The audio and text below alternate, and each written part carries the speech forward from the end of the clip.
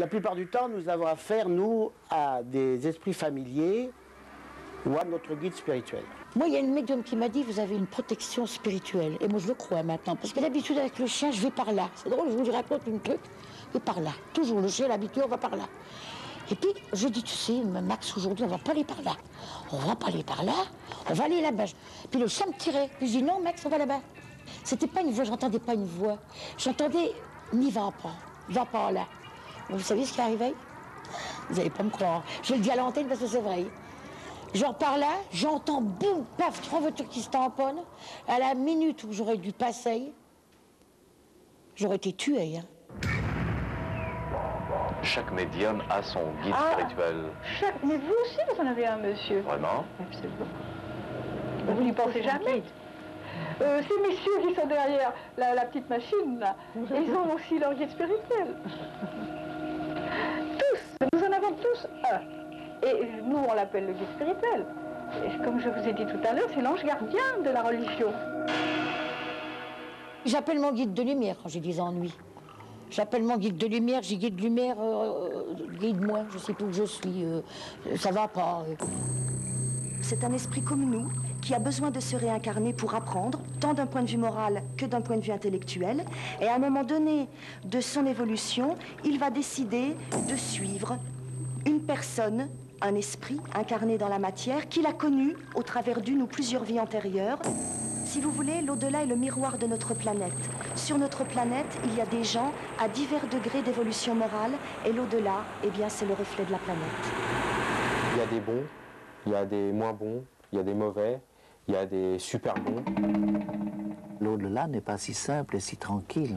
Il n'est pas toujours bien fréquenté. On y trouve des gens d'un peu de toute espèce.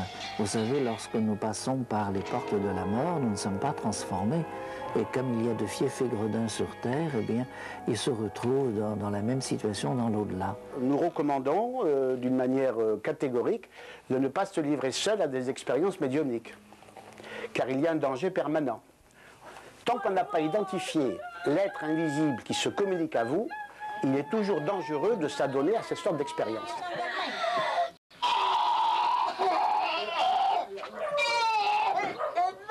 Alors, ce sont des esprits qui sont dans le trouble pour différentes choses, pour une question psychologique ou parce qu'ils sont attachés à la matière et ils n'ont aucune idée de l'évolution spirituelle. Ils peuvent chercher à communiquer avec nous.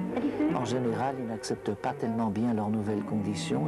Ils regrettent les plaisirs de la terre et ils essaient de les retrouver à travers nous. On a vu des esprits se manifester 100, 150 ans après le décès et venir dire qu'ils n'avaient même pas encore pris conscience qu'ils étaient morts. Ils passent de la vie à la mort sans savoir où ils sont. Moi, je sais que j'ai mon gendre qui s'est suicidé. Je l'ai fait dégager parce qu'il s'est suicidé dans sa voiture. Il a eu une mort brutale et ils me l'ont dégagé.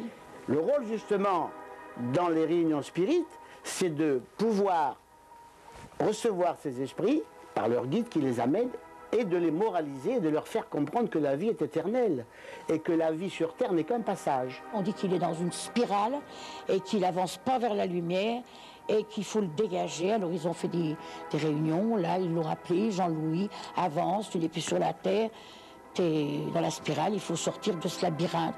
Ils disent qu'il était toujours dans sa voiture en train de se donner la mort. That's what they think.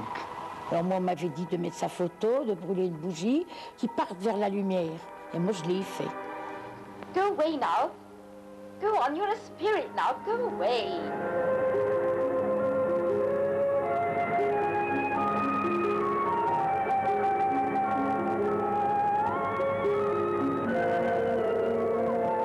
Là, c'est l'histoire d'un homme qui est mal dans sa peau depuis son enfance.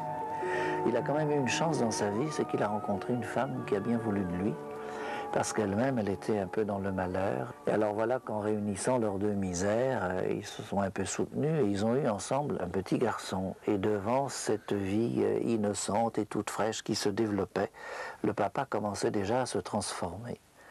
Et puis à 16 mois, le bébé est passé dans l'au-delà.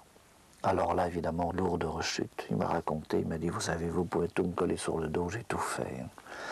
C'était l'effondrement. Et voilà que 12 ans après la mort de l'enfant, il dit à sa femme, et pourquoi est-ce qu'on n'essaierait pas nous aussi de communiquer avec notre enfant?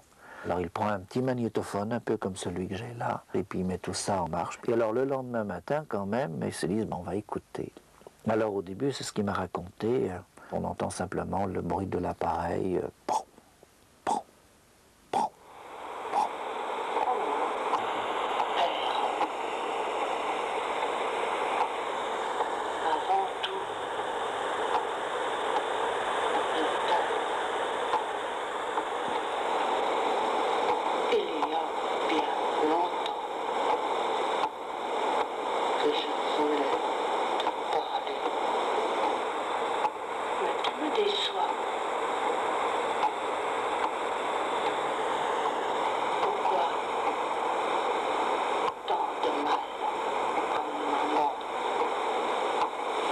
il est temps pour toi de réfléchir. Il est temps pour toi de réfléchir. Sois fier de maman.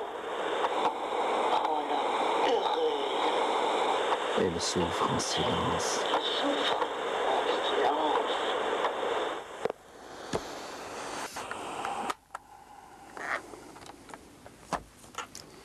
Voilà. Nous vivons dans la douleur humaine, monsieur, sans arrêt. Car vous savez, ce que l'on vient parfois nous demander n'est pas toujours beau.